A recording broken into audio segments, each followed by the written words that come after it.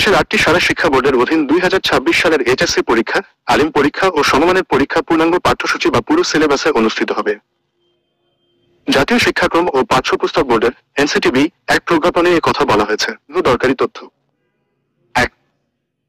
জাতীয় শিক্ষাক্রম ও পাঠ্যপুস্তক বোর্ডের জরুরি প্রজ্ঞাপনে জানানো হয়েছে, 2024-25 শিক্ষাবর্ষে ভর্তি হওয়া উচ্চ মাধ্যমিক স্তরের একাদশ শ্রেণীর শিক্ষার্থীদের পড়াশোনা সহ সব ধরনের কার্যক্রম 2024 সালের আগস্ট মাসের দ্বিতীয় সপ্তাহ থেকে শুরু হয়েছে।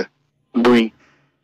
এসব শ্রেণীর শিক্ষার্থী 2026 সালের মে-জুন মাসে অনুষ্ঠিতব্য এইচএসসি পরীক্ষা, আলিম ও সমমান পরীক্ষায় অংশগ্রহণ করবেন। 3. 2026 সালের এইচএসসি পরীক্ষা, আলিম ও সমমান পরীক্ষা জাতীয় শিক্ষাক্রম ও পাঠ্যপুস্তক বোর্ড, বাংলাদেশের এনসিটিবি নির্ধারিত পূর্ণাঙ্গ পাঠ্যসূচি বা পুরো সিলেবাস অনুযায়ী সব বিষয়ে পূর্ণ সময়ে ও পূর্ণ নম্বরে অনুষ্ঠিত হবে। 4.